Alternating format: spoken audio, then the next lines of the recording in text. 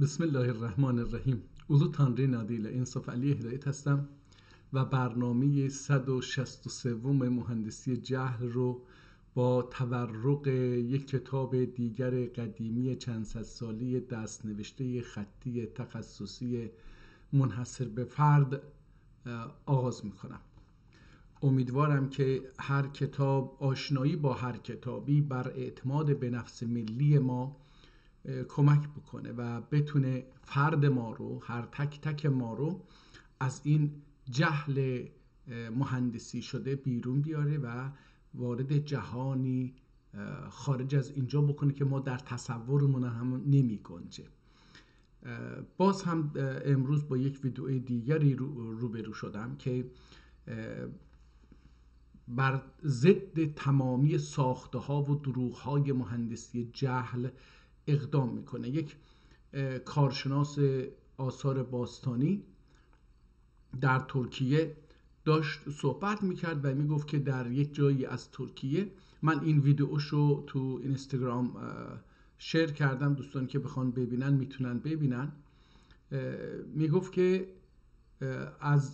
برای داشتن در اونجا، در اون شهر، یه خونه رو یه نفر میخواسته بازسازی بکنه. وقتی حالا میخواستن نمیدونم زیرزمین درست بکنن، هر کاری که میکنن زمین رو، با یک مقبره روبرو میشن. خبر میدن به دولت و از طرف دولت دانشگاه حالا استانبول یا هر دانشگاه دیگری یه تعدادی متخصص آثار باستانی میرن اونجا و اونجا رو کاوش میکنن و از دل زمین قبری میارن که داخل قبر یا در کنار اون قبر آثار بالبال، مجسمه های مختص به ترک ها به دست میاد که دقیقا شبیه بالبال هایی هستش که در اطراف تبریز یا در اطراف اگر اشتباه نکنم اردبیل و همچنین در جاهای دیگر هم وجود داره، به خصوص در ترکمنستان. و بسیار قدیمی، چند هزار سال پیش، و این نشون میده که ترک ها در اون منطقه مهاجران جدید نیستن که بگن از آسیای مرکزی، یعنی از ترکستان اومدید به اینجا. نه، اینجا بوده اند، اما به خاطر احتمالاً جنگ ها و شکست ها یه بخشی از ترک ها مجبور شدن از اینجا فرار بکنن به ترکستان، به طرف های سیبریو یا به طرف های حالا مغولستان، اینها اویغورستان، اینها یه تعدادی موندن، زبانشون رو، دینشون رو، روش زندگیشون رو تغییر دادن. این هم بخشی از این چیزهایی که به نظرم این نگاه انتقادی داره در دنیای ترک رشد پیدا میکنه که این امیدوارم به خودآگاهی ملی ما منتج بشه. حالا امروز بریم ببینیم که چه کتابی به شانس ما میاد که بتونیم باهاش آشنا بشیم. دیروز ما در مورد رساله اینجا جبریه نوشتن، ولی ما اونجا دیدیم که خاطرات جامعه شناسانه یک انسان هستش که حدوداً 150 سال پیش میزیسته و دیده ها و شنیده های سیاسی، اجتماعی، ملی خودش رو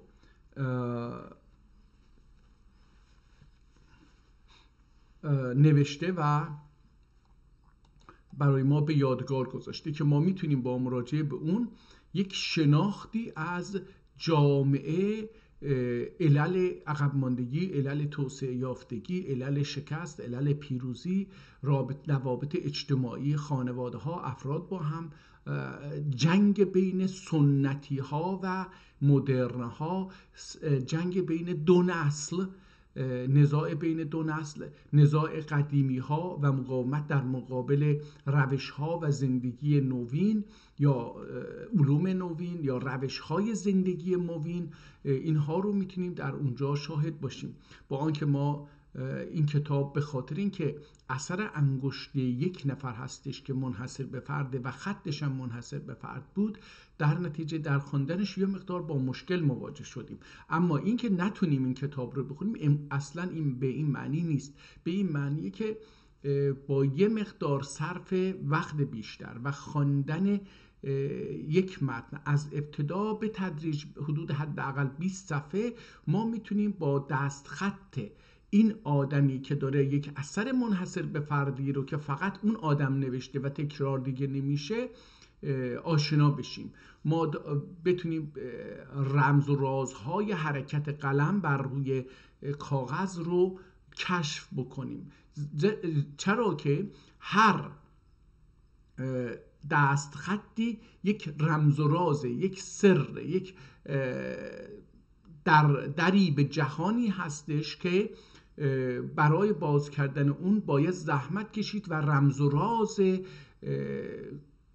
باز کردن اون قفل رو، اون کلید رو یاد گرفت و این تنها با تداوم بخشیدن و خواندن به دشواری اوایلش، خواندن این 20 صفحه اولیه، آشنا شدن با اصطلاحات و ادبیات و جمله بندی و کلماتی که به کار میبره، نوع املا نویسی و اینکه یک کلمه معمولاً در 20 صفحه اول هر کلمه ممکنه 20 بار 30 بار تکرار بشه در جمله های مختلف. شما اون معنی رو که نمیتونید اون کلمه رو بخونید، اون کلمه در جمله های مختلف یک معنی رو به ذهن شما هی تکرار میکنه. شما در نتیجه از طریق آشنایی با اون معنی پی بردن به اون معنی که این کلمه در این جمله ها، در سیاق این جمله، در مفهوم کامپلت و معنای این جمله این معنی رو داره، در نتیجه یواش یواش به خود کلمه پیدا میکنه، پی مرید و متوجه میشه این قلم رو برای نوشتن این الف بایی که به هم چسبونده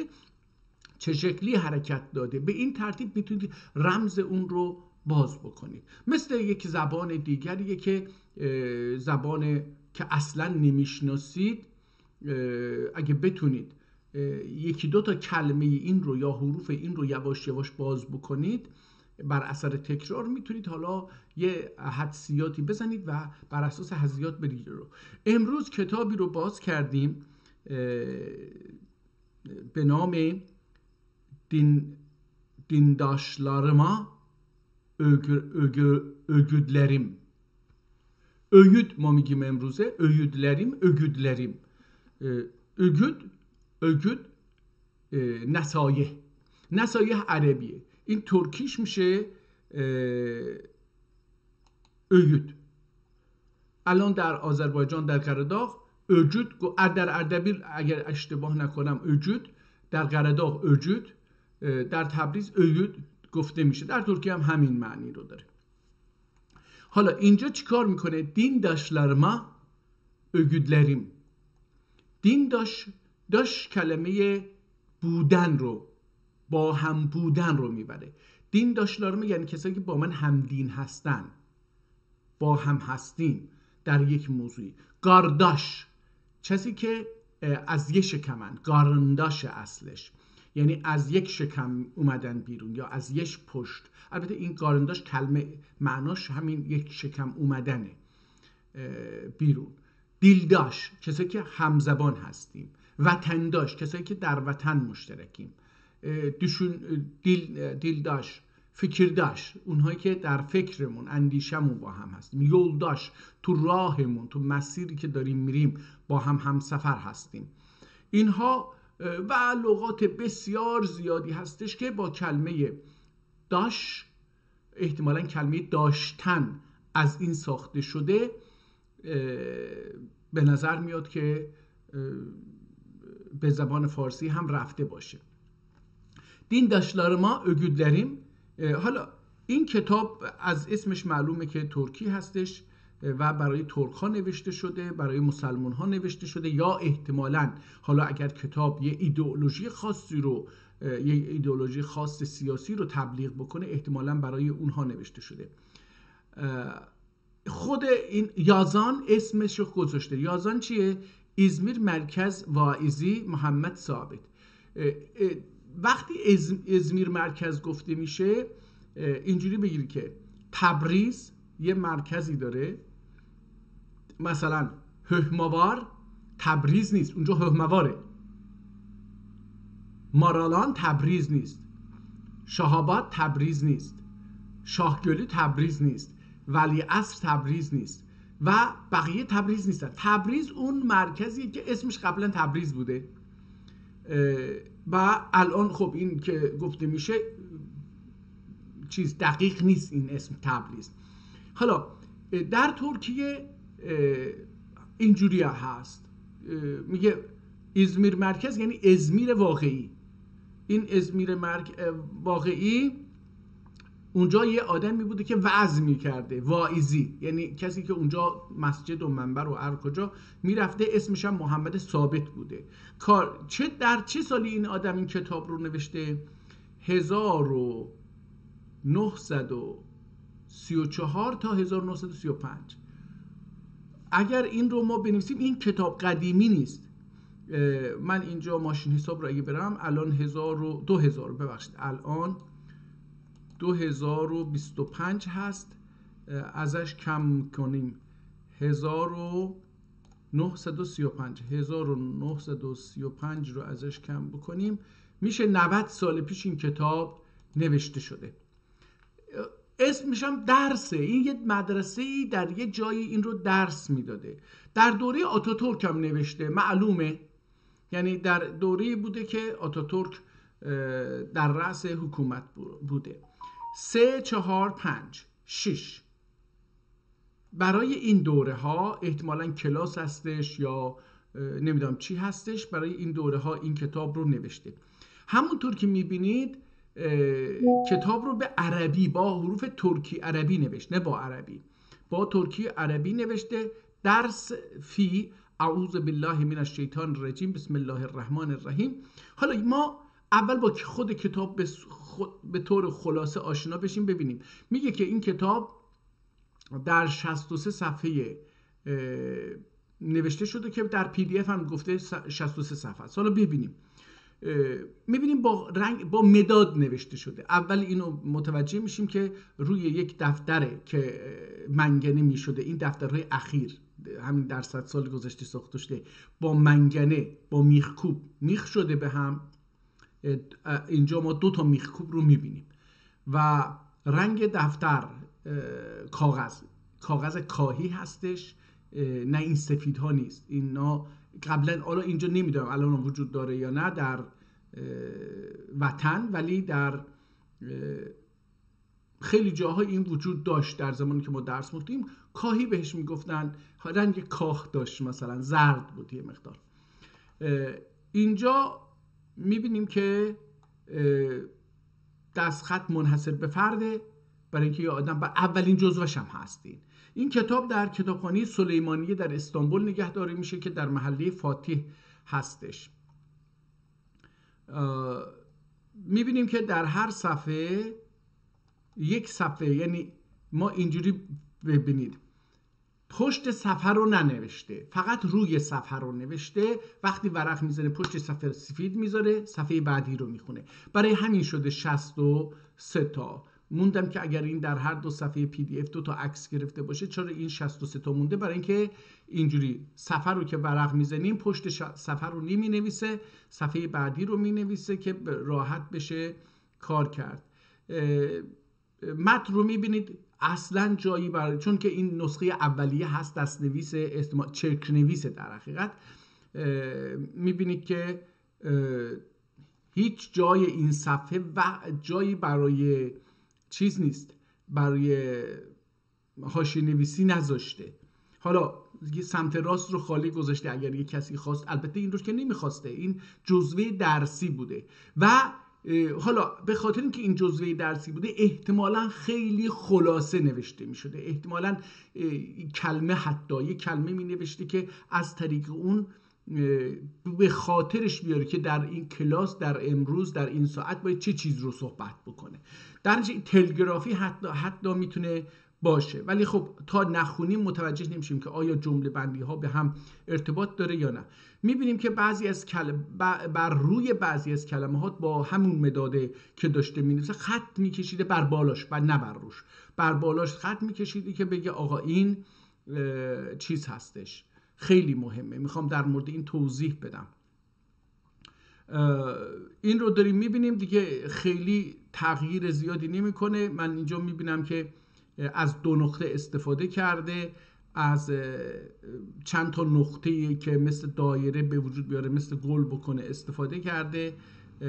اینها رو میبینم که در ابتدا و انتهای یه حدیث، یه آیه، این حالا من اگر اشتباه نکنم 7 تا نقطه دایره درست کرده و با یه نقطه مرکزی گذاشته که حالت یه گل رو داره، یه گل رو پیدا میکنه. این رو هم متوجه شدیم در اینجا. نه آیات عربی رو، احادیث عربی رو صدا گذاری کرده، اعراب گذاری کرده، نه کلمات ترکی رو.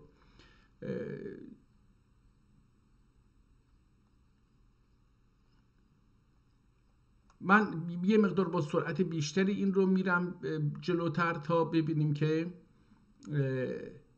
این کتاب یه چیزی به من میگه و اون میگه که آتاتورک گرچه در یک شب تصمیم گرفتن همراهان آتاتورک یک کودتای ادبی زبانی بکنن و موفق هم شدن، ولی این کتاب نشون میده که تا چند سال بعد از آن هم اساتید که هنوز با این الفبای جدید لاتین آشنا نشده بودند و نسبت به گذشته بی سواد نشده بودند، اینها به همون خط الفبای ترکی عربی کار میکردن. اینجا میبینیم احتمالاً کتاب در اینجا تمام میشه، یک کتاب جدیدی یا یه موضوع جدیدی، دوباره درس دومی رو شروع میکنه اینجا. احتمالاً برای هر درسی، چون رو دیدیم 2 3 4 5 6 یا 3 4 5 6 برای این کلاس ها درس میداده این آدم، احتمالاً برای هر کدوم بر اساس اون ذهنیاتشون متن درس رو تغییر میداده، یا اینکه نه یک موضوع رو میگرفته و یه موضوع دیگری رو برای یک کلاس دیگه آموزش میداده. اینجا هم میبینیم که یک عدد 8 رو نوشته، این جدیده، این قبلی نیست، چرا که ما شماره ها رو در اینجا، البته اینجا میبینیم مثلا 54 گذاشته، باز به لاتین هستش. البته این هم لاتین نیست، این رو نمیدونم چرا لاتین میگن، این مال متعلق به ترکا هستش. ترکا این عددهایی که امروزه در زبان انگلیسی نوشته میشه، این رو ترکا ابداع کردن، نوشتن بر اساس یک، یعنی یک زاویه، یه دونه بیشتر زاویه نداره. این رو مثلا به اون شکل نوشتن، دو تا زاویه داره، سه تا زاویه داره و اینا، اینجوری اینها رو نوشتن. اینجا دوباره این کلاس درس تموم میشه، ولی تاریخ اینجا اگر هم نذاره مهم نیست، برای اینکه در اول دفتر و بر روی دفتر نه تنها اسم درس رو گذاشته، بلکه اسم خودش رو و سالی که اینجا رو نوشته و برای کلاس هایی که این باید درس میداده رو هم چیز کرده. اینجا مهر کتابخانه سلم آقا رو هم میشه دید، این هم یه چیزیه. بریم ببینیم که متن کتاب در مورد چی هست. این کتاب به این زیبایی، حالا خیلی هم اینو بزرگ نکنیم که بتونیم. بسم الله، اعوذ بالله من الشیطان الرجیم، بسم الله الرحمن الرحیم. فمن کان منکم مریضا او علی سفر فعدة من ایام اخر و علی الذین یطیقونه فدیة طعام مسکین فمن تطوع خیرا فهو خیر له و ان تصوموا خیر لکم ان کنتم تعلمون. راستش بخواید من قرآن رو چند بار خوندم حداقل، یعنی جزو علایقم بود، گرچه خدا بیامرز پدرم در آشنا کردن ما و آموزش ما خیلی سخت کرد و تلاش کرد و حتی گاهی از کتک هم استفاده میکرد که ما یاد بگیریم و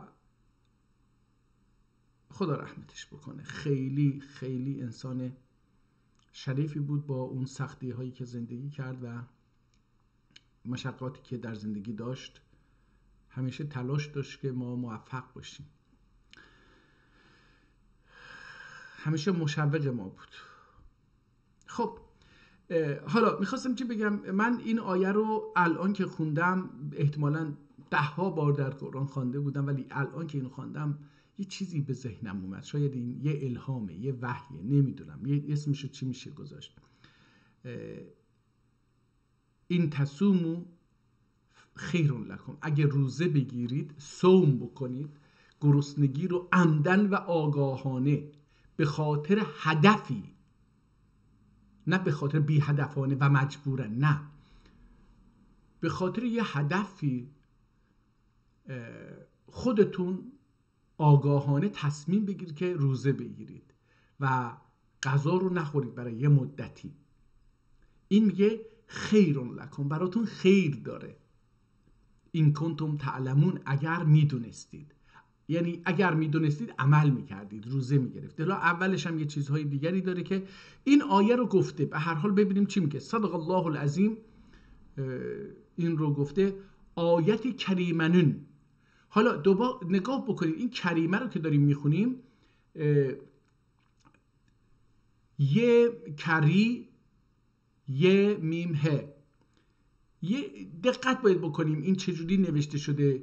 نون، این بازم مثل یعنی میخوام بگم در دوره آتاتورک هم که الفبا رو عوض کردن، هنوز این اساتید قدیمی اون نون قنه دوم رو، کریمه نون، اون نونی که کامل ادا نمیشه، از اینجا ادا میشه، از بینی ادا میشه، اون رو با کاف و همزه نوشته. اینو میخوام بگم که هنوز این بر اون ادبیات قدیمی چیره هستش. آیت کریمنون تفسیریندن و تفصیلات لازمسندن. احتمالا باید اینجوری بخونیم، لازمسندن اول جهت تعلقی جمله.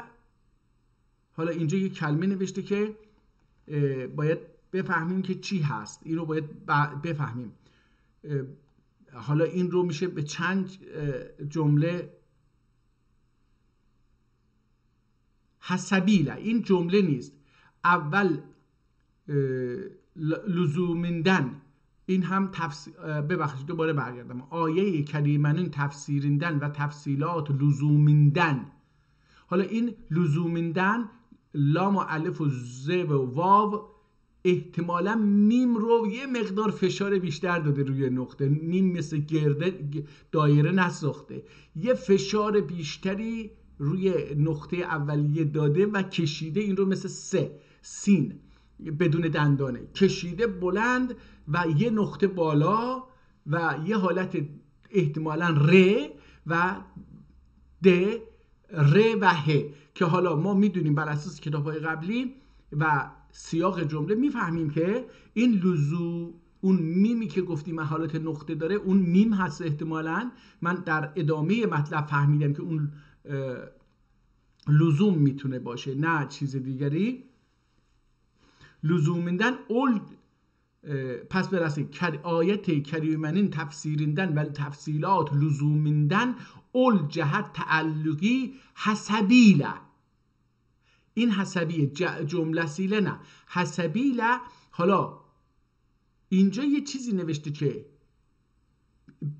با واو، حالا رفته یه حالت دایره زده و حالت هوچه شده که مثل اینو باید ببینیم مثل قه هستش، بوک مثلا ببینیم چی هست. نقطه لره حسبیله بعدن مثلا مثل اینجوری، مثلا نقطه لری ایزا اتمک استرم. خب اینجا اگر جمله رو دقت بکنیم شاید بتونیم اون کلمه‌ای که ما نمیتونیم بخونیم رو کشف بکنیم. اگر هم در اینجا کشف نکنیم در ادامه میتونیم این رو کشف بکنیم. چی میگه؟ آیت کریمنین تفسیریندن و تفصیلات لزومندن اول جهت تعلیقی حسبیل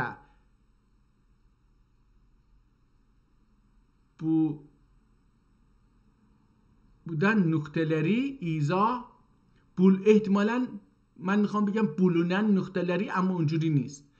noktaları izah etmek isterim. Bundan اولکی احتمالا اینجوری باید باشه. حالا اون اول با که چسبیده به هم، یعنی چسبونده. احتمال میدم که باید اینجوری باشه. اولکی ayet kerimede oruç gibi mühim bir ibadet yalnız bize değil. حالا اینها دیگه دارم میخونم دوستان، مثلا این یالنز رو یا گز اینجوری دیده میشه، ولی این حالا اگه گ فرض بکنیم ل یال، این ل رو کشیده بالا و ز به ز چسبونده، نقطه هم گذاشته، احتمال میدم این ل باشه برای هم، ولی اون یال نز بودنش، اون کشیده برای دوم باشه، برای اینکه 3 تا نقطه بالاش گذاشته، این نشون میده که این نون هستش. برای همین از اینجا بیزه، حالا بیزه رو یه ر هستش، نقطه یه زیر یه دونه بالا هستش و با یه فاصله یه ه گذاشته. برای همین دارم میگم خوندنش یه مقدار سخته، برای اینکه با چشممون عادت بکنه. ما تا زمانی که چشممون عادت نکنه. سلام دوستان عزیز، بسیار خوشحالم از دیدارتون، موفق باشید. تا چشممون عادت نکنه و مغزمون از این نوع روشتار تصویرهای زیادی نگیره، نمیتونیم تشخیص بدیم. و اینها وقتی یه 20 صفحه از یک کتاب رو بخونیم و چشم ما و عقل ما با اینها عادت بکنه، حالا میتونه از میان این کلماتی که میبینه چشممون، این مغزمون میتونه اون چیزهایی که در پشت هستش بر اساس معنا اینها رو پیدا بکنه و بیاره و با ما بگه که چی اینجا باید bexunیم. Yalnız değil, bizden evvelki peygamberlere ve onların ümmetlerine de farz olduğu beyan buyurulur dediği guller hususinde sadir olan. حالا این اولان رو مثلا میتونیم املان بخونیم، برای اینکه بین الف و واو و لان هیچ فاصله نیست، به هم چسبیده اینا. الف نه، ولی بقیه مثلا، ولی به خاطر اینکه این سیاق جمله هست، اگر سیاق جمله نبود 2 تا بیشتر چویس نداشتم، انتخاب نداشتم، حق انتخاب.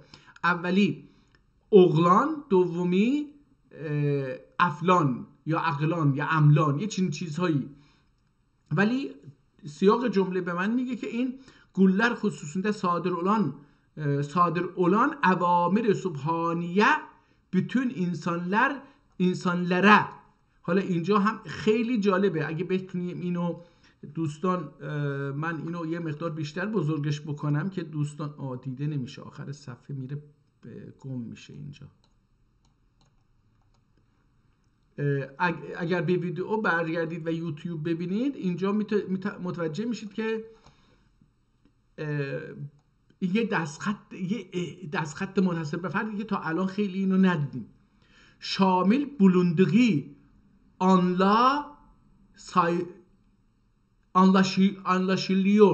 anlaşılıyor.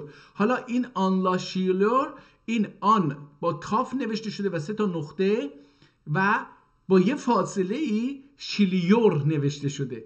در نتیجه من میخواستم یه 2 تا کلمه بخونم، ولی بعد متوجه شدم که این یک کلمه است که از هم خیلی جدا نوشته شده. و bu suretle هر تکلیف الهینون، دوباره اون 3 تا نقطه رو گذاشته، الهینون مکلفی اونی ایفایه قادر olmağı tezahür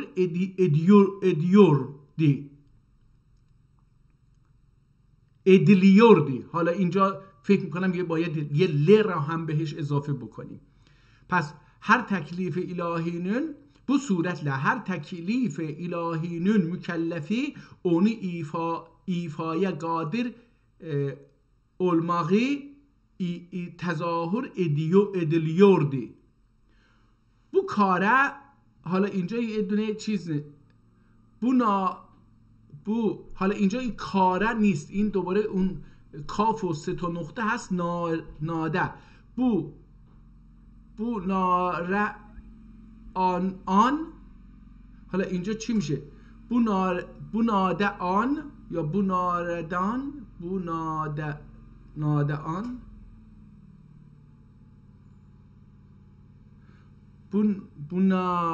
منادعان büyük delilimiz bunada. اوکی اینجوری باید بخونیم.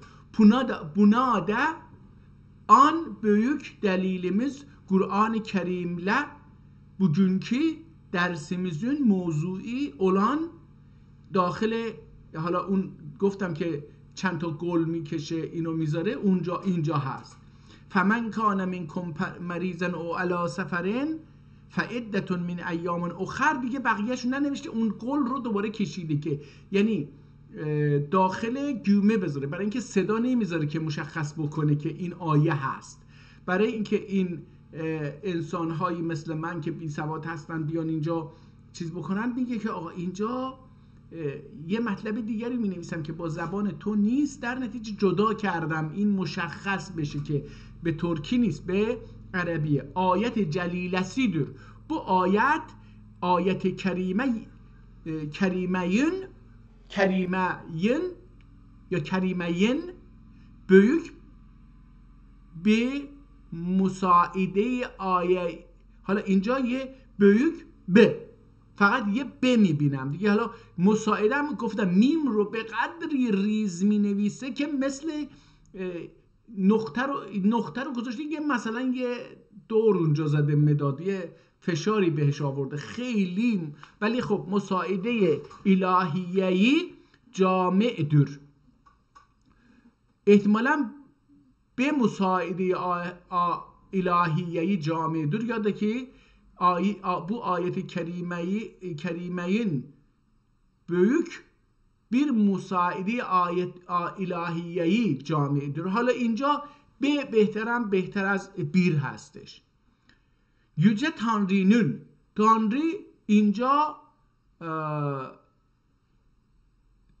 که اول نون اول بگیم که نوشته بالاش 3 تا نقطه گذاشته، ولی اون که آخر نون آخر رو که بدون کشیده و فقط با همزه گذاشته، 3 تا نقطه رو بالاش گذاشته. امرlerindeki عدالت. حالا اون بالا یه کلمه رو که نتونستیم بخونیم، اینجا شبیه اون یه چیزی نوشته، عدالت و حسن توزیع جدا. حالا من اینو حسن خوندم، بذارید ببینیم چی میشه، چون که اگر مثل نون ننوشته، این رو مثل ه یه خط بلند مثل ه و ر نوشته، ولی خب چون این خونده نمیشه، مثلا هر نه خونده نمیشه. بذارید ببینیم که من حسن میخونم، ببینیم چی میشه. حسن، عدالت و حسن توزیع جدا غبطه edilecek. Gıpta edilecek bir şekildedir. Binaen ala، این علا عربیه، یعنی حالا اینو چه شکلی نوشته؟ من به نظرم میاد که یه عین هست، یه دندانه و یه حالا یه چیزی گرده‌ای که میخواست اینجا بکنه، مثل نمیدونم حالا مثل دال مثلا، ولی خب این بناءن علا یه کلمه عربی هستش. در نتیجه من این رو از اونجا بناءن علا نماز، حالا اینجا یه چیزی نوشته که مثل هی آخر چسبان نگیم که معمولا نمیدونم حالا چه شکلی بگم اینو. نمازه بی اروج، احتمالی و اروج بوده، و دیعه من این و دیعه جینین دیگر ارکانه و دینین نه این نمیشه. اروج و دیعه جینین، دیه رو میدونم چه، حالا میتونم اینو دیه بخونم. بناءن علی نماز اروج و دیه جینین دیگر ارکانه.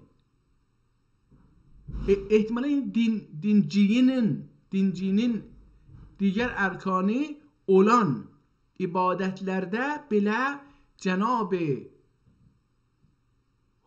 Hurmşid çeşit. این چی شد؟ چشید این خیلی اینجا چیزه نمیدونم بله جناب حق این حقه مثل کتاب دیروز که نوشته بود و حالا این شکلی یه شکل خاصی این حق رو میتونم حالا اینجا این گاف هستش اون بالا هم گفتم به نظرم مثل شبیه گافه گفته بود چی بود که اینجا اگر بتونم پیداش بکنم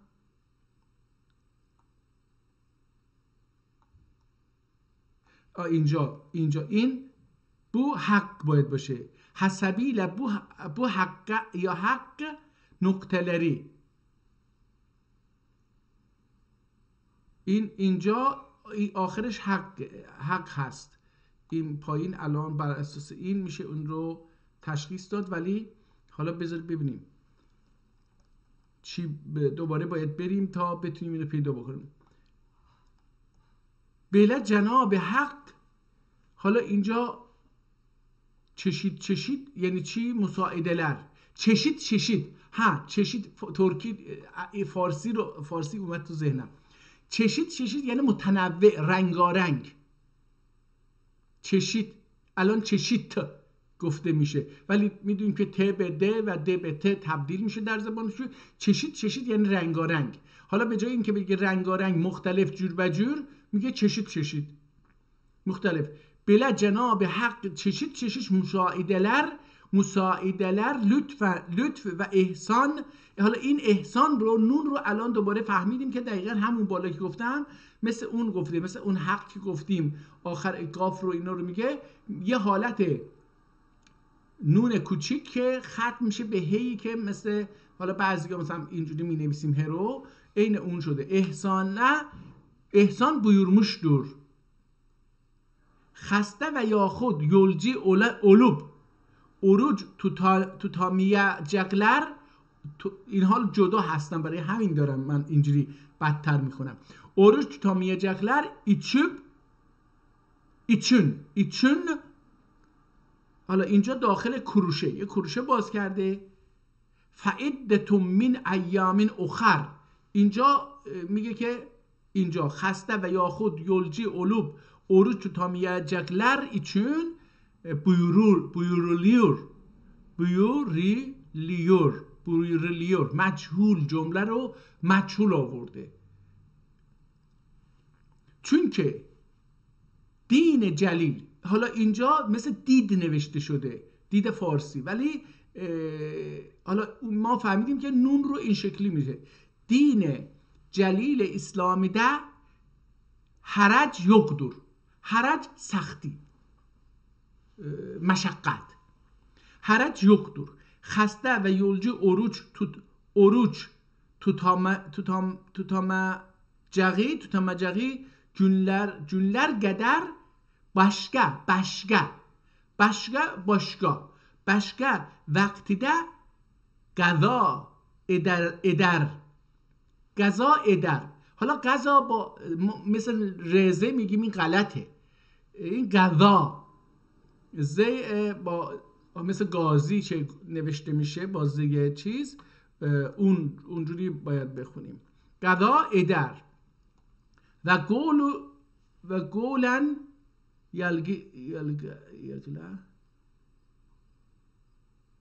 گولایلقلا و گولایلقلا برجنی حالا ödemen olur حالا اینجا با ه اومده ولی یه میم و یه خط و یه ه و یه چیزی وجود داره ödemen olur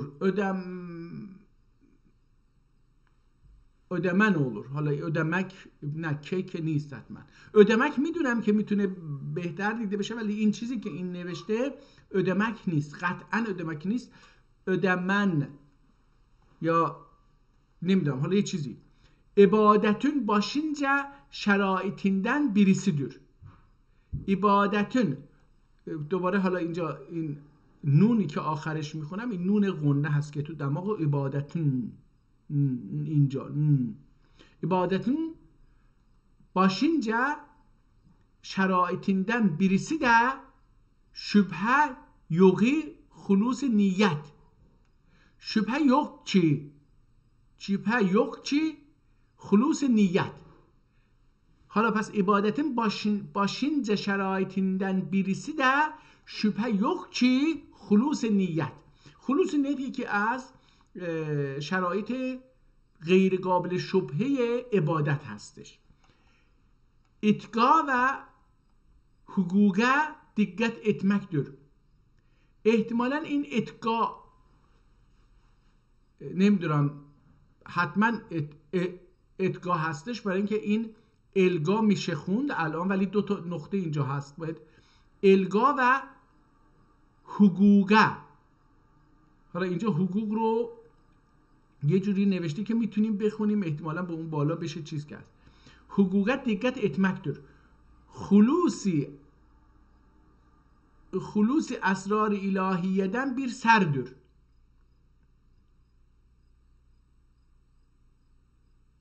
Bir sirdir. Hulusi esrar ilahiyeden bir sirdir. Cenab-ı Hak sevdiği kuluna ihsan eder. Çalışmak ile hulus hasil olmaz. O bambaşka یعنی خیلی متفاوت. خیلی کتاب جالبی هست. بیشتر به نظر میاد که عوامانه نوشته شده، ادبی، خیلی ادبی قدیمی نوشته نشده، ولی خب کلماتی رو به کار میبره که من از خوندنش لذت میبرم. بامباشکه و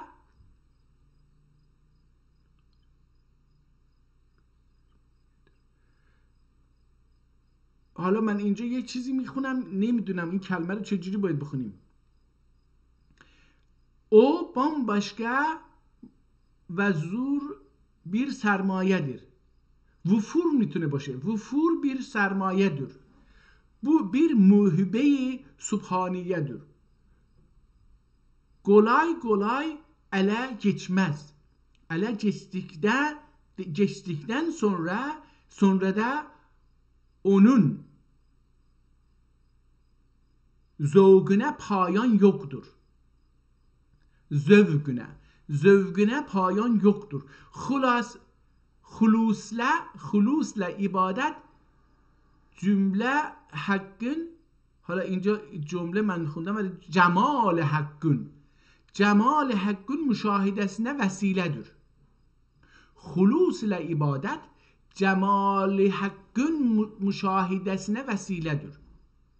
589 hicri تاریخ. حالا میخواد یه دلیل تاریخی بیاره. 589 هجری senesi ricalinden Ebu Medine Mağribi Hazretlerine ibadette hulus nedir diye sormuşlar. در سال 589 هجری یه سوالی از یه آدمی سنسinde رجالندن ابو مدین مغربی. حالا بذار ببینیم این ابو مدین یا مدین مغربی کیست. همینجوری بنویسیم ببینیم چی میگه. ابو مدین مغربی، ببینیم که این در موردش چی میگه. ابو مدین مغربی، بذار ببینیم این رو چی میگه. اینجا ویکنور هستش، مال ایران هست. ابو مدین شعیب ابن حسین انصاری متوفای حدود 588 تا قمری 593. در این سال میگه این آدم فوت کرده. صوفی عارف مشهور صده ششم قبل در قمری در اندلس. پس ایشون اهل اندلس که امروزه بخشی از چیز هستش، اسپانیا هست، در اشغال اسپانیاست اندلس. حالا این آدم چی بوده؟ از زادروز و اطلاعات دقیقی در دست نیست، اما از آنجا که منابع موجود به سالخوردگی در هنگام وفات اشاره دارند میتوان گفت که ولادت او در نخستین یا دومین دهه سده 5 قمری بوده است. درباره زادگاه او نیز اختلاف نظر. برخی مولدش را حسن منتوجب دانسته و به آنجا منسوبش دانستند و دیگری او را در به قریه گناتینه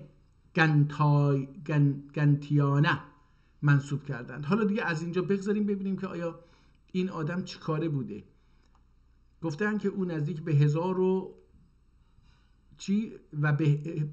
و به روایتی 12000 سالک تربیت کرد که هر یکی را کراماتی بوده است. حالا میگن که این چیز بوده. بذارید ببینیم کتاب داره. این آدم اینو میخواستم ببینیم. گفتش که دلبستگی بدان نداشت. چنین مینماید که ابو مدین پس از ملاقات با ابو یعزی ناحیه فاس در چیز هست، در یکی از کشورهای عربی در قاره آفریقا، سالا یادم نمیاد، فاس را امروز هم فاسه، همون فاس گفته میشه به شهرش، پایتختش فاسه. فاس را که ظاهرا چندان دلپسگی بدن نداشت ترک گفته و روانه مکه شده است. گویا در همین سفر در عرفه با شیخ عبدالقادر جیلانی آشنا شده و از او حدیث شنیده و از دست وی خرقه پوشیده است. احتمال می‌رود که در همین سفر در مکه با شیخ احمد رفاعی نیز آشنا شده باشد. به هر حال چنان که گذشت وی پیش از این نیز با تصوف در شرق جهان اسلام آشنایی‌هایی داشته و کتاب الرعایه حارس محاسبی و احیاء العلوم غزالی را نیز نزد ابن حزره هم خوانده بوده است. حالا این آدم این دوتا کتاب رو خونده، الرعایه و احیاء العلوم. حالا وفاتش و آثارش، این آثارش رو بخونیم جالبه. ظاهرا امالی اوست. حالا من نمیخوام همش رو بخونم، برای هموریز نوشتن کوتاه در حکم و وصایا به نام او منسوب است که ظاهرا امالی اوست و یا مجموعه برگفته های او که شاگردان و مریدانش گرد آوردن. به هر حال برخی آثار مزبور عبارتند است. این آدم 14 تا کتاب ازش به یادگاه آداب و صحابه، استغفاریه، انس الوحید و نصحة المرید فی التوحید همراه با شرح شهاب الدین احمد ابن عبدالقادر با نام البیان، مزید المشتمل علی معانی التنزیه و حقایق توحید، هرز الاقسام، عقیده، وصیه، بدایت المریدین، حکم، رسالت فی السلوک، غایه، قصیدة الجوهریه، قصیدة الخمریه، قصیدة المزریه، مفاتیح الغیب لازالت ریب و ستر العیب. حالا این کتاب ها مربوط به این انسان شریف است، الله رحمتش بکنه و غریق رحمت باد. حالا ایشون میخواستم اینو بگم که از یک چنین آدمی که این همه کتاب نوشته، میگن که 12000 حالا حداقل 1000 و حد اکثر 12000 نفر رو در طول عمرش آموزش داده و براشون امکاناتی رو فراهم کرده از نظر فکری و اعتقادی. از یک چنین آدمی یک سوال میپرسن. 589 هجری senesi ricalinden Ebu Medine Mağribi Hazretlerine ibadette hulus nedir diye sormuşlar. ازش سوال کردن که خلوص یعنی چی؟ جواباً hakkın yoludur. hakkın yoludur buyurmuştur. در جواب گفته که خلوص عبارت است راه حق. çoğun ahcabi birçok احجاب حجاب ها، فکر میکنم اینجوری باشه. birçok احجابی töylü bulunduğu bir gün niye müşarele bir gün yine birçok ahcabi toylu bulunduğu bir gün yine müşare ile hazretleri ne demişler ki hakkın cemaline iştiyakınız var mıdır? Yani cemal-i ilahi görmek ister misiniz? Bunun üzerine cevap olarak iştiyakım yoktur. Çünkü şoq həsrət qaib için, şoqa həsrət qaib içindir. buyurmasın اگه بتونم اینو بخونم، میتونم اون قبلیه رو بخونم. buyurmasına ve taat و ibadetinde ve taat و ibadetindeki خلوص نیت و استقامت ile her vakt hakkın hicalini این چیه؟ هجالت نمیشه چون نون داره وگرنه اینو هجان müşahede etmekte olduğu ima etmiştir. Buyurmasına ve taat ve ibadetindeki hulus niyet ve istikametle her vakit hakkın cemalini müşahede etmektir olduğunu ima etmiştir. İbadette hulus bazı ehli hakikate bazı ehli hakikate göre nefsün bazı ehli hakikate göre nefsün terbiyesiyledir. Mühkem olan beyler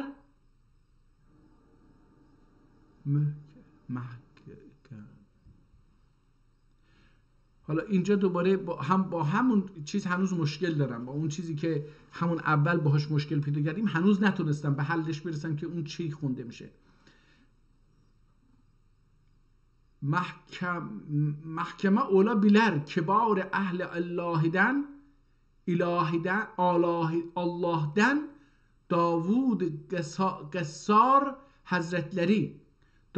Gassar Hazretleri diyor ki nefsi tahti kudretine benzer. Nefs tahte kurtine benzer. چی؟ داوود گسار حضرتleri diyor ki nefs تخت kurtine benzer. این چی میتونه باشه؟ تحت kurtine benzer. Nasıl ki bu garın ihtimalen nemiyorum. Nasıl ki bu gurun için tahteyi kurtine okey. تحت kurtine گرد ما میگیم گرد دیگه، مثلا کرم به کرم تخته چوب میگیم گرد، تخته گردو، آغاç گردو. این اونو داره میگه. داوود گسار حضرتleri diyor ki nefs tahte kurtine benzer. به کرم چوب nefs مثل کرم چوب هستش. nasıl ki bu gurd nasıl ki gurdun için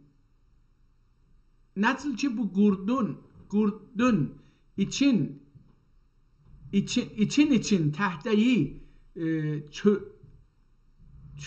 çürütüyorsa همونطور که این کرم درون چوب nasıl ki bu gurd için yani az داخل از درون için tahteyi çürütüyorsa kazalik terbiye görmemiş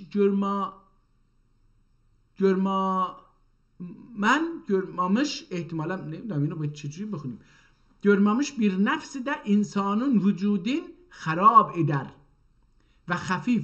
حالا اینجا من دارم با شکل‌های متفاوت اون نقش اول متفاوت، مثلا اینجا görmemiş میشه مثلا terbiye görmemiş bir nefsi de insanın vücudunu harap eder ve hafif bir rüzgarla gurtlansa bir tahta bir demire nasıl yıkılıp bir denize ihtimalen bir denize nasıl yıkılırsa kezalike nefsine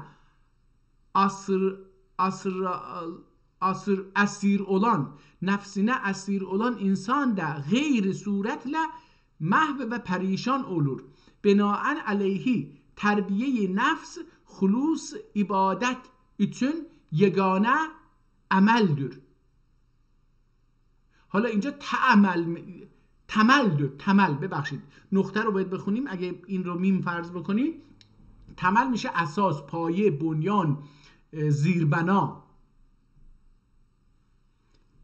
خب فکر میکنم که بله 55 دقیقه است که الان اینجا هستیم. حالا یه ذره بخونیم، لازم نیست همه برم آخر کتاب رو هم بخونم، اینا متوجه شدیم که قضیه چی است، ولی کتاب رو بخونیم که یه مقدار باش آشنا بشیم.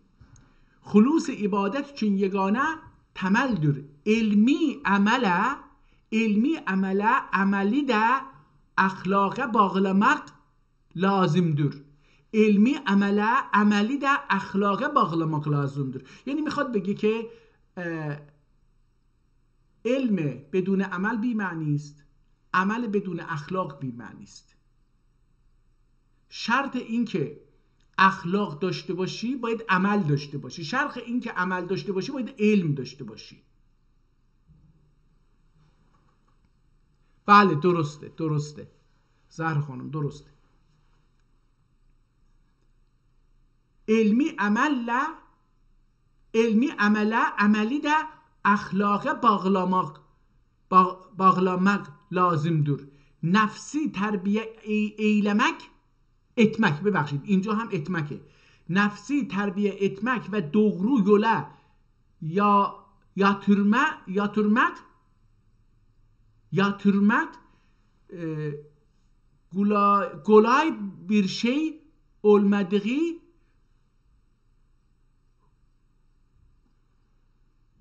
huzur فخر عالم Hazreti Fahri Alem Efendimizin bir muharebeden عودت ettikinden sonra çi گفته küçük muharebeden büyük muharebeye döndük buyurmasından anlaşılır. متوجه شدم، حالا متوجه شدیم احتمالا. یه بار دیگه اگه برگردم از اینجا بخونم.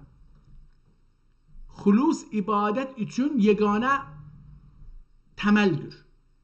İlmi amelle ameli de ahlaka bağlamak lazımdır. Nefsi terbiye etmek ve doğru yola yatırmak kolay bir şey olmadığı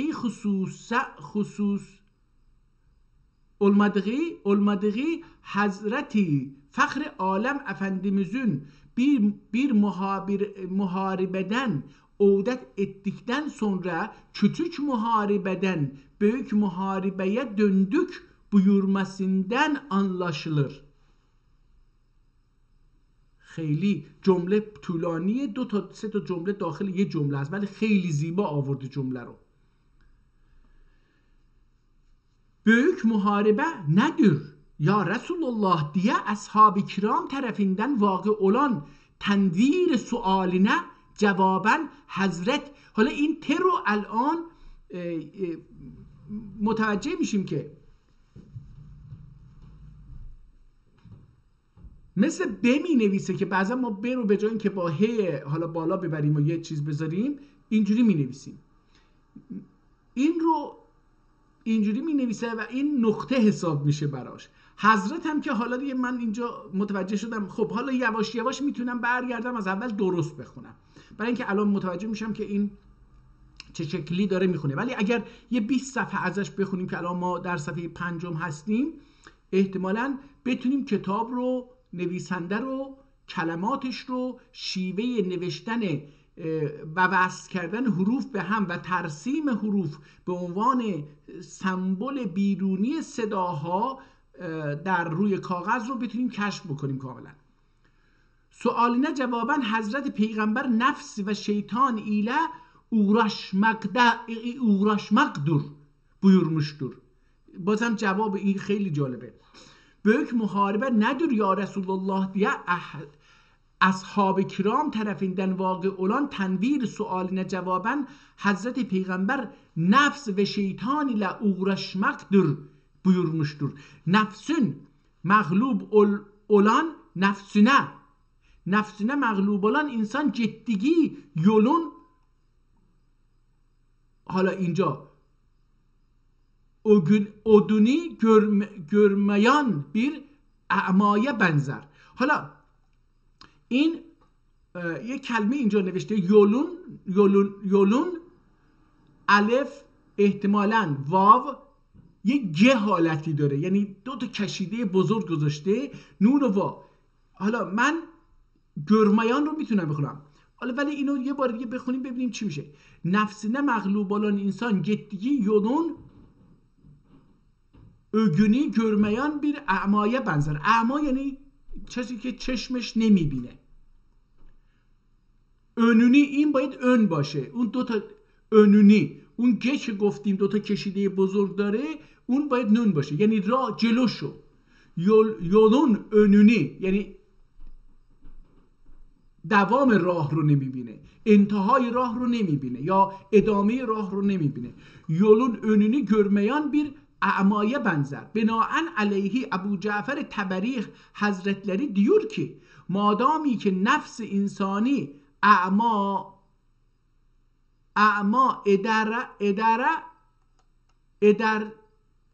eder nesene sene eder اعما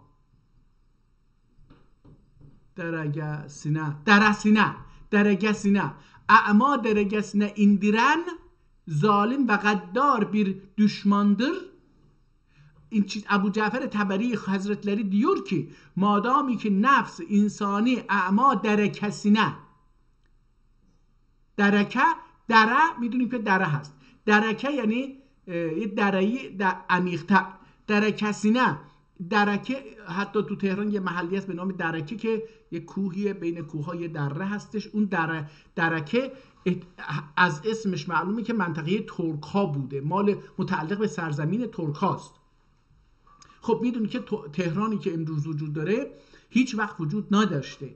اینجا ییلاق ترک ها بوده که در دوره حضرت شاهان دوره قاجار تهران به عنوان پایتخت انتخاب میشه.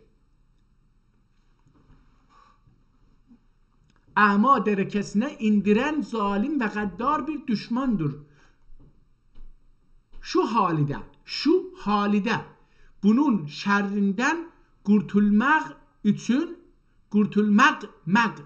kurtulmak için مغنیستش. kurtulmak için sağ ala Kur'an-ı Kerim'i sol ala sünnet Resulullah'ı alıp bu iki parlak قندیل برای اولین بار میبینم که این رو به کار برده.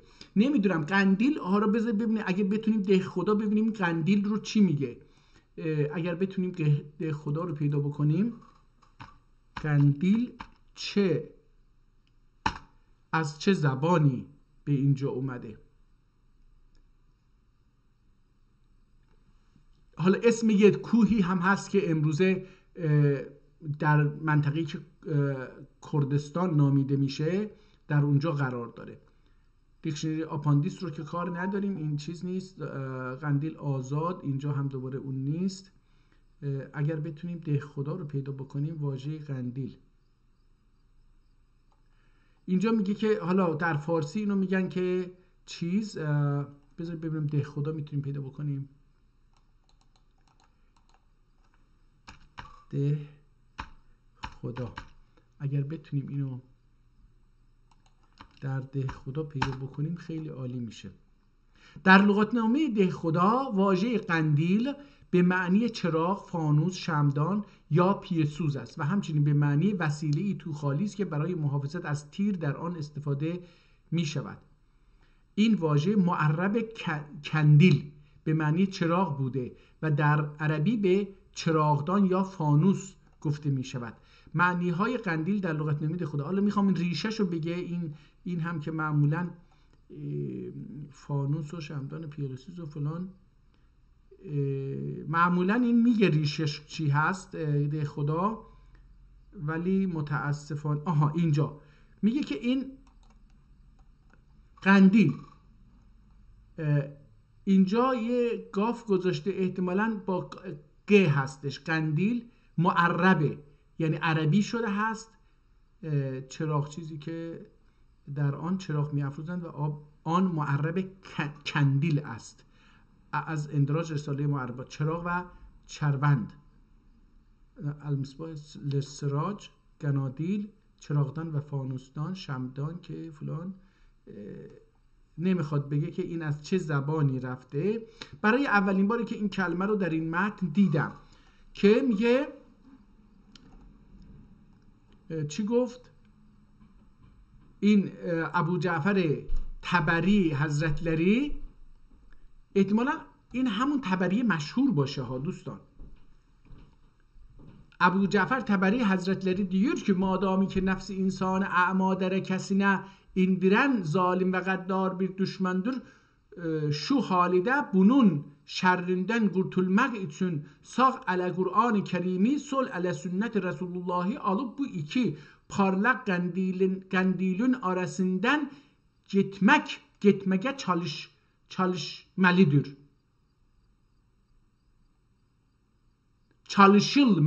çalışılmalıdır. خب parlak قندیل معلومه که یک چراغ نورافشان، اینجوری نورافشان اینجوری به کار میره.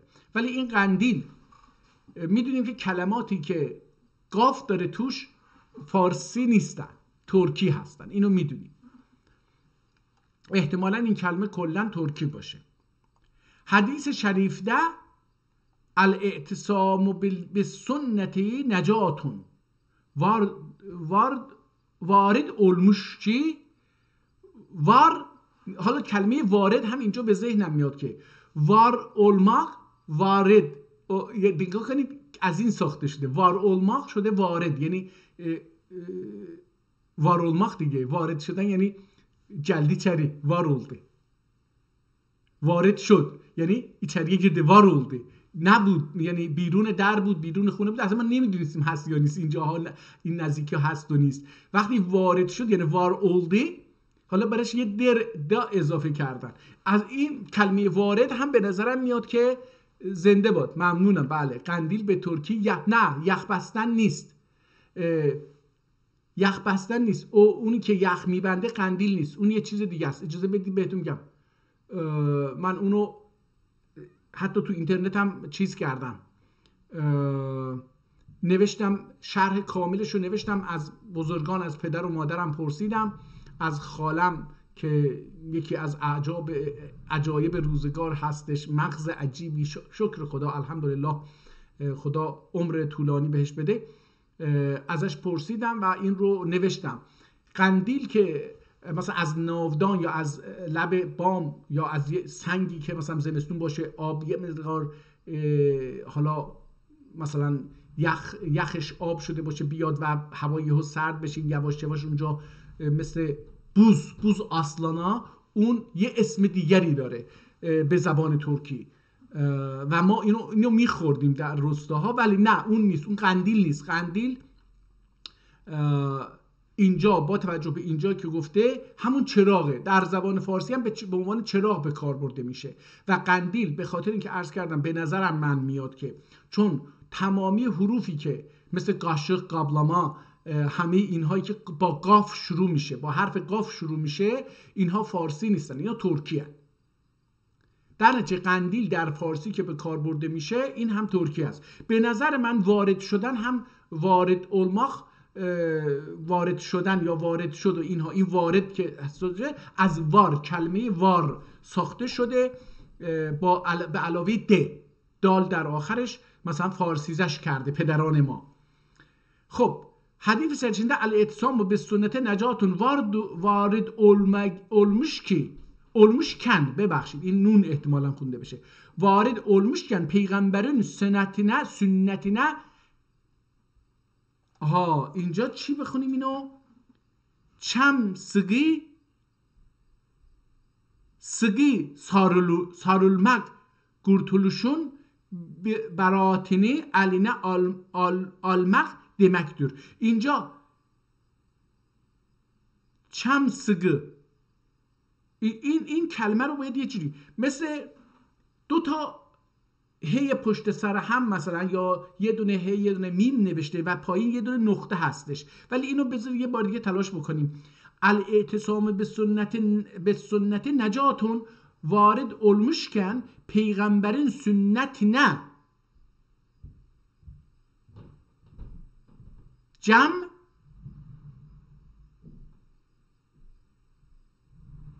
sımsıkı میگیم دیگه بتر بک کجارم سمسگه این امروزه هم در ترکیه جاری سمسگه یعنی خیلی محکم. سگه از کلمه سگنماگ هم احتمالا از این ساخته شده باشه. سگه یعنی یه چیزی که به هم چسبیده، خیلی به هم چسبیده. سمسگه یعنی خیلی به هم چسبیده باشه. پیغمبرین سنتی نه سمسگه سارلمق. ببینید این سه تا کلمه از یک ریشه است. اینگار نمیدونم، سارلمق البته متفاوت قطعا، ولی سمسگه سارلمق خیلی به هم شبیه هن. سمسگه سارلمق گرتولوش براتینی علا almak demektir. برات دیروز عرض کردم این رو در کتاب قبلی هم این برات رو خوندیم، اینجا هم هست. برات در دوره مغول رایج شد. مغول ها یکی از بزرگترین جنگ مغول، من اعتقادم بر اینه که دنیا با یک جنگ تغییر میکنه، با هر جنگ مهم، نه هر جنگ ساده. جنگ جهانگیر، جنگ بسیار مهم، معمولا تمامی برنامه ها و قدرت های دنیا رو تغییر میده. سیستم اجتماعی رو اصلا تغییر میده، سیستم اقتصادی رو تغییر میده، سیستم سیاسی رو تغییر میده، سیستم اقتصادی رو تغییر میده، سیستم حمل و نقل رو تغییر میده، سیستم داد و ستد رو تغییر میده. وقتی مغول ها اومدن جنگ کردن، بر طبق یک کتابی که من به انگلیسی خوندم، یکی از دوستام این رو به من داد، برای یه مدتی من این رو در سال 2007 یا 2008 این رو خوندم، میگفت که وقتی مغول ها اومدن و امپراتوری رو، این سلطنتشون رو اعلام کردن و در دنیا یه امنیتی ایجاد شد. در این امنیت خب قبلا مردم که مسافرت میرفتن، راهزن بود و دزد بود و اینها میزدن این کاروان ها، پولاشون رو میگرفتن، اموالشون رو میگرفتن، اینا فقیر و چیز میشدن. در دوره مغول ها اومدن یه ابتکار اقتصادی اجتماعی بسیار بزرگ، خیلی ابتکارهای زیادی دارن، مثل آسانسور، برای اولین بار آسانسور دستی نه برقی در اون مرحله که ساخته شد که با طناب این رو بالا میکشیدن، اون ساخته شد. راه ها ساخته شدن، عرابه های بسیار، حالا خیلی چیزا ساختن. یکی از اینها که ساختن این بود که لازم نیست شما پولتون رو با خودتون حمل بکنید، سکتون رو، طلاتون رو، اینها رو با خودتون حمل بکنید. میرید پیش یک آدمی در هر شهری که هستید، پولتون رو بهش میدید، میشماره، شما میشمارید، اون میشماره، برای شما یه رسید میده. این کاغذ اسمش براته، مثل نامه، مثل چک. این رو همراه خودتون ببرید هر شهری که مغول‌ها درش حاکمیت دارن، هر منطقه‌ای که مغول‌ها در حاکمیت دارن، هر کاروانسرایی که برید، این رو میدید به اونجا، میگید آقا من این مثلا یه مقدار پول میخوام، یه مقدار طلا میخوام، اینو میگیرید از اونجا، یه مقدار، هر چی مقداری که میخواید میگیره برای شما. دو تا برات در اصل صادر میکنن. روی این برات اصلی که مهر و موم شده، اون مطلب نوشته میشه، امضا و مهر میشه توسط دو نفر و این میره و دیگه لازم نیستش که پولشو ببره خب با خودش، فقط این یه کاغذ رو، یه نوشته رو با خودش میبره. در اون مقطع تاریخی هم کاغذ از چین دیگه وارد شده بود و اینجاها به شکل پاپیروس و اینها استفاده میکردن، کاغذهایی که حالا وجود داشت. خب این برات همونه که دیروز گفتیم که برات برای بهشته. حالا اینجا میگه که اگر با قرآن و سنت در دو دسته چپ و راست و چپ حرکت بکنید، این برات شماست که برید بهشت. برای چی؟ برای اینکه این برات همون نامه‌ای که میتونید نقد بکنید. میگه دادید الان در این دنیا دادید، یه برات گرفتید که برید اون دنیا این رو نقدش بکنید. این برات اینجا به این معنی خیلی زیبا به نظرم آورده. رسول الله سنتی. حالا این رسول الله، این نونی که اینجا مثل قبلا گفتیم باید نوشته میشد، این الله یه اینجوری اومده از لام اومده پایین، بعد رفته بالا، بعد یه چیزی اینجوری اومده و 3 نقطه بالا، یعنی هیچ تشابهی به قبلی نداره. ولی این رسول الله رو میشه اون الله رو از اون، ولی این 3 نقطه که بالاش هست به ما میگه که این نونه. رسول الله سنتی نه یا پیشان و اونی صدقه و صدق و صداقت له، صدق و صداقت له، ایفایه چالشان، اینم چالشان باید بخونیم، چالشان هیچ بیر وقت زیان اتمز دائما آن ایله. این حالا این نونی که دارم اینجا میگم یه علامت بی نهایته، یه الف بدون کلاه هست و یه علامت بی نهایت هستش که امروزه میدونی علامت هایی هستش برای ایدز و برای بعضی از بیماری ها، یه پارچه رو اینجوری رو هم چیز میکنن مثل حالت 8 انگلیسی، یه مقدار از وسط پایینش چیزه بریده شده، مثلا یه 8 انگلیسی رو فرض بکنید یه طرفش بریده شده یه مقدارش نوکش اون رو. ولی خب زیان اتمز دائما آن ایله برابر اولور رسول اللهون. حالا این رسول اللهون با اون قبلیه خیلی فرق داره، با اون بالایی اینجا با همون کافی که 3 نقطه هست و همزه، اون بالایی اینجوری ننوشته بود، اینجا خیلی متفاوت نوشت. یعنی با 1 سطر فاصله 2 کلمه رو عین هم ننوشته. برای همین میگیم که روحیه نویسنده، اونی که دستی مینویسه، روحیش و احساساتش اون لحظه به دست خط این، به قلم این جهت میده، سمت سو میده، شکل میده. در نتیجه 2 کلمه رو یه جور نمی نویسه. ولی خب شما میتونید با مقایسه همین با قبلی ها متوجه بشید که خب مثلا این یه دستخط کامل چیزی رو داره. رسول اللهون سنتینه اویمق یعنی چی؟ معمولا خواب رفتن، اویمق خواب رفتن یا بله دیگه به خواب رفتن، خفتن. خب اویمق یعنی اونها رو به طور کامل در بس قبول کردن. سنتینه اویمق son nefeste iman kamil ile dünyadan geçmek sebebidir. Resulullah'ı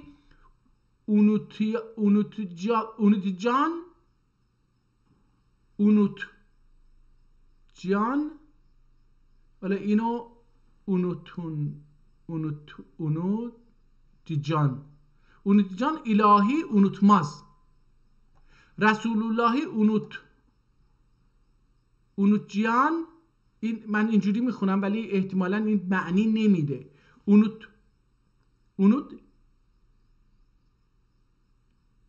اونوتیان همون اونوتان باید باشه ولی unutmayan. Tamam. Resulullah'ı unutmayan Allah'ı unutmaz. Allah'ı unutmayan Allah da onu unutmaz. Allah da unutmaz. Cüneyd Bağdadi Hazretleri sol nefesinde iken yanında bulunan bazı zevat ismi celali tekrar etmesini ihtar etmişler. Hazret Cüneyd zat ilahi، یعنی 2 نقطه گذاشته، یعنی حضرت جنید این حرف رو میزنه، ذات ilahi unutmadım ki şimdi ismini zikredin cevabını vermiştir. شفاء شریفه، شفا کتاب مرحوم الله رحمتش بکنه ابن سینای ترک هستش. شفاء شریفه قاضی ایاز اندلس حضرتleri، اینم یکی از بزرگان کتاب معلومه که این نویسنده کتاب خیلی مسلط بوده به علمای فلاسفه قدیمی، عرفای قدیمی، خیلی مسلط بوده به کتاب ها و نظریات و افکار و سخنان اونها.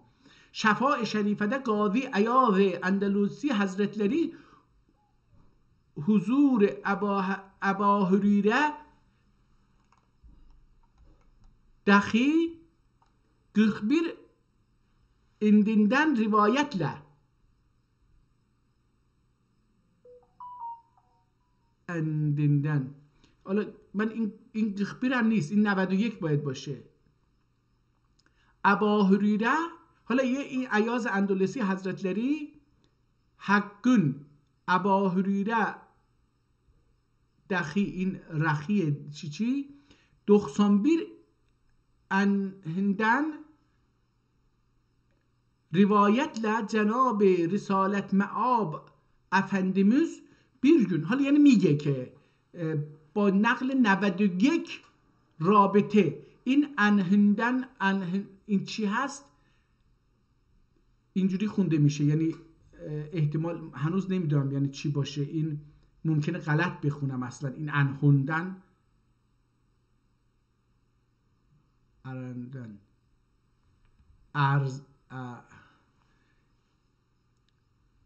نمیدونم این چه شکلی، این چه میشه خود. حالا 91 رو اینجا میتونم بفهمم که 91 ازندن.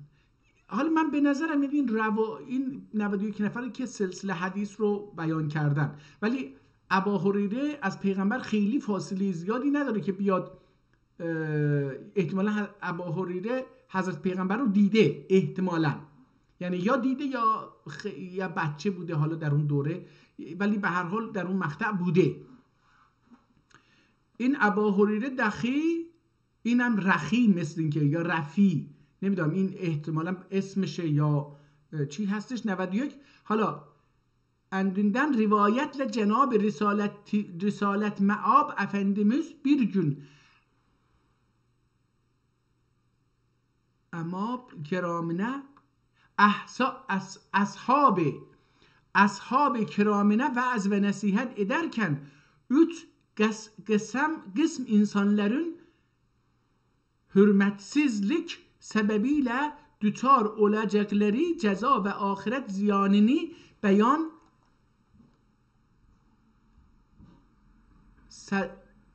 hadindendi. Da beyan sadrinden şu hadisi şerifi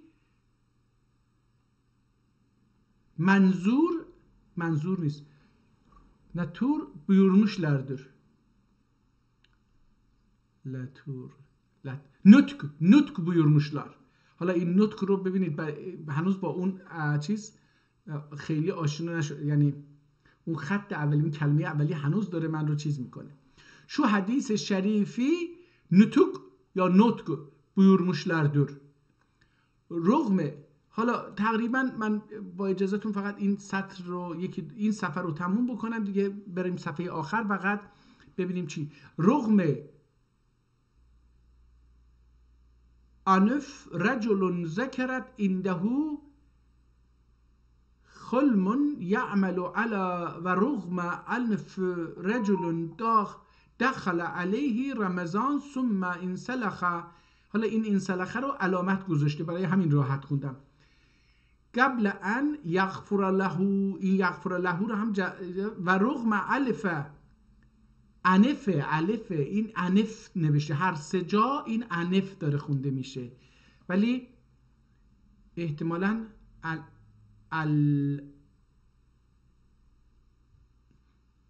نمیدونم، احتمالاً یه چیزی دیگه. عربی من اینقدر چیز نیستش که بتونم حدس بزنم. رجل ادرک عنده ابواه او احدهما الكبر فلم یدخلاه الجنه. معنای شریفی burni alif anif burni toprağa sürünsün şul kimse ki nam şerifim zikr olunduğu halde hürmetsizlik göstere salat ve selam getirmeye. Kezalike haqir ve zelil olsun şun kimse ki benim rahmet ve mağfiret ve mecma' fiz ve bereket olan Ramazan şerif ayı girmişken tövbe ve istiğfar ederek kendisinin ahiretini kazandıracak iyi emeller işlemeye. این گه همون یه هستش. işlemeye çalışmaya. Ve Ramazan şerifin ayını hürmetsizlik eyleye çıkarmıştır. حالا دیگه بریم یه صفحه بود یه جایی یه کتاب تموم میشد کتاب دیگه شروع میشد. بذارید ببینیم اگه بتونیم اون رو پیدا بکنیم خیلی عالی میشه که اون صفحه رو آخرش رو بخونیم به اول اون یکی رو بخونیم ببینیم چی میشه. بله اینجاست. بریم آخر این چی میشه؟ میگه قرآن کریم اوگونور کی جناب حقون حاضر و gördücü ve işleyici görücü Cenab-ı Hakk'ın hazır ve görücü ve eşitici olduğu düşünmek kafidir. Allah-u Zülcelal Hazretleri cümlelerini doğru yoldan cümlemizi doğru yoldan ve iman-ı kamilden ayırmasın. Amin. Subhan Rabbike Rabbil farti amma yesun ve selamu alel murselin velhamdülillahi Rabbil alemin. El-Fatiha. درس بعد درس 4 اینجا اینا درس بودن پس اولش اون 3 و 4 و 5 و 6 درس بوده. ما اینجا حتما این درس ها رو 6 تا درس اینجا هستش ولی ما فقط نمیدونم شاید این درس 4 رو میبینیم اون 3 بوده احتمالا اینم 4.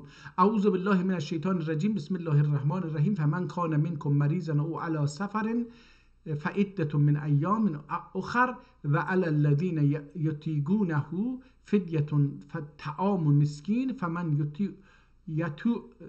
تطوع خیرا فهو خیر له و ان تصوموا خیر لكم ان کنتم تعقلون. دوباره همون آیه رو گفته صدق الله العظیم. جناب حق bu ayet-i kerime ile kitab mübininde buyurdu ki sizden her kimse oruç خور verecek ise من اینو خور خوندم oruç خور خوندم حالا نمیدونم یه چیزی verecek ise و یا خود پن زیاده و یا خود پک زیاده حقینیتی موجب olacak خستalik نه خسته olursa یا خود. حالا دیگه داره توضیح میده یه آیه گذاشته داره در موردش توضیحات بسیار زیادی میده که ما بخش اولش رو خوندیم دیگه. بریم صفحه ببینیم آیا میتونیم اینجا دوباره این کتاب تموم میشه. دوباره اینجا بذارید ببینیم چی میگه. میگه که بشینجی ایله şeyhine قدر و یا خود yolculuktan kurtulunca kadar musafir ve hastelere oruç tutmaları için müsaade vermiş. İşte bu cihetlerden Cenab-ı Almega ne kadar teşekkür oluna احتمالا این الله باشه ولی یه حالا نقطه اینجا هست اینو نمیتونم نه قدر تشکر olunsa yine azdır. حالا اینجا دوباره آن جمله فرنی zümre ebrara ilhaq buyursun. Cümlemizi cümlemizi zümre ebrara ilhaq buyursun. آمین. سبحان. اینم که دیگه همون چیز هست. درس بعدی رو گفته 5. بله اینم درس پنجم. اینجا یه چیز دوباره همون آیه هست. دوباره همون آیه رو گذاشته و دوباره توضیحاتش رو داده. اینجا یه چیزی عددهایی رو نوشته، بذار ببینیم چی میگه. İbadetleri gazle ve ya خود nüksane ya çok doğru değildir. Çünkü vaad buyurulan fazilet zayi edilse olur ya edilmek olur. Mesela به وقت namazın nihayetinde birçok hadis şerif ile tergib buyurulan tesbihler. حالا اینجا یه چیزی نوشته که خودشم زیرش خط کشیده، هی هی هی هی هی مثلا احتمالا یا 33 احتمالا 33 باشه، عدد رو به چیز نوشته، هی نیست عدده. 33 دفعه سبحان الله، 33 دفعه الحمدلله، 33 دفعه الله اکبر bir مقداردن. حالا اینم تسبیحاتیه که میگه اون رو مرحوم پدر منم اینها رو میگفت، همین 33 تا رو میگفت. یه تسبیح هم ساختن که بر اساس این ذکرها یه تسبیح دونه هایی داره که و وسط هر 33 تا یه دونه یه تسبیح، یه دونه تسبیح بلندتره که مشخص بکنه رسید به اون وسط. درس ششم هم اینجا شروع میشه دوباره. فمن شهید منکم، اینجا آیه رو تغییر داد. فمن شهید منکم الشهر فلیعصمه و من کان مریضا او علی سفر. او نه دیگه همون آیه هست، همون آیه هست. دوباره توضیحاتی داره میده.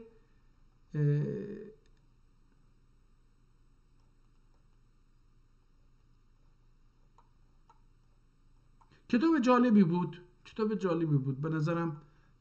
نگاه من به دین داره تغییر میکنه با خوندن اینها. این کتاب‌های قدیمی که ضد ترک و ضد اسلام نبودن این و چون شیعه گری خودش ضد اسلامی بودنه، به معنی ضد اسلام بودنه. ما هم شیعه هستیم متاسفانه یا خوشبختانه، خود ما هم هستیم و بهش هم تعصب داریم. یعنی من در 60 سالگی با این که دارم تلاش میکنم از تعصب‌ها دور باشم، ولی خب به هر حال یه آدم باهاش یه چیزی که باهاش بزرگ شده زندان مغزشه. یکی از زندان‌هایی که همین مهندسی جهل برای ما ساخته، همین زندانی که با خودمون حمل میکنیم. و خب شیعه‌گری هم یه بخشی از همون زندان هست، برای اینکه با دروغ آمیخته شده. البته نمیگم که سنی ها هم به دروغ آمیخته نشدند. به هر حال در 1400 سال پس از حضرت رسول، بذاریم 40 سالش حضرت رسول بوده باشه که نبوده، به هر حال 1440 الان 7 هستش، بذاریم حتی اگر 40 سالش حضرت محمد بوده یا خلفا بودن و از این حرفا، بقیه رو این انسان هایی که پیغمبر رو یا ندیدن و دروغ هایی که ساختن به نام پیغمبر و اینها، امامان به خصوص امامان خیلی دروغ به نام ایشون ساختن. در نتیجه یه چنین اتفاقی افتاده و دروغ ها وارد کتاب ها شده بعدن و به عنوان دین یا بخشی از دین به ما داده شده. اتفاقا یکی از دلایلی که اسلام حرکت رو در جوامع اسلامی نمیبینیم، عقب مونده، حرکت از ایستای افتاده، همین احادیث دروغی که اینا هست اینا گذاشتن. وگرنه تا اون زمانی که اسلام خیلی آلوده نشده بود به دروغ‌های مثلا اسلام شناسان و اینها آلوده نشده بود، اسلام و جامعه اسلامی در حرکت بود. ببینید بزرگترین فلاسفه عصر رو مسلمان ها ساختن، امپراتوری ساختن، قدرت ساختن، معماری آوردن، سبکه‌های زندگی رو تغییر دادن. گفتم هر جنگ بزرگی تمامی جوانب زندگی جوامع بشری رو تغییر داده. جنگ صلیبی جهان رو تغییر داده، جنگ مغول‌ها جهان رو تغییر داده، جنگ جهانی اول اسلام تغییر داده، جنگ جهانی اول تغییر داده، جنگ جهانی دوم تغییر داده. الان داریم در یک مرحله از جنگ هستیم، ممکنه به جنگ جهانی سوم هم منجر بشه و یا اینکه فقط جنبه اقتصادی پیدا بکنه. یعنی این جنگ یک جنگ خانمان برانداز اقتصادی باشه که هزینه‌اش بیش از جنگ نظامی خواهد بود. اگر به جنگ سلاح‌ها منجر نشه، احتمال میدم که به جنگ سلاح‌ها منتشر نشه، برای اینکه همه نمیتونن از بمب اتم استفاده بکنن. 2 تا 3 تا بمب اتم بزنن کره زمین فاتحش خونده است. یا نسل انسان ها اگرم زنده بمونن در آینده دیگه این انسانی که امروز وجود داره نخواهد بود. یه انسانی خواهد بود که تحت تاثیر تشعشعات اتمی یه شکل شمایل و هورمون و چیزهای دیگری داره، یه سیاق و قیافه های دیگری داره، رفتارش هم متفاوت خواهد شد. ولی خب اگر هم به اون مرحله برسه باز هم دنیا تغییر خواهد کرد. خب این هم از امروز. شکر الله تبارک و تعالی رو که امروز باز هم به من فرصت و مجالی داد که یک کتاب ترکی قدیمی دستنوشته خطی تخصصی دیگری رو باش آشنا بشم و بتونم یک نوری یک شمعی در زندانی مهندسی جهلی که مهندسان جهل در 250 سال گذشته در بیش از 20 نسل 30 نسل ما حدود 30 نسل ما در ذهن اونها کاشتند و ساختند و این زندان در ذهن منم هست، در مغز منم هست و من با خودم این رو میبرم و خیلی جاها بهشم افتخار میکنم. در داخل این زندان یک شمع روشن کردم، یک بمب، یک کتاب منفجر کردم، یک چیز جدیدی رو به وجود آوردم. شکر الله که این امکان، این فرصت رو به من داد و من یک مقداری از این ظلمت زندان جهل یه نورانیتی دیدم در این کتاب. با اینکه این کتاب 90 و چند سال پیش نوشته شده، 90 سال پیش نوشته شده، در دوره آتاتورک نوشته شده، اما ترکی خوبی هست. روز شب به کامتان.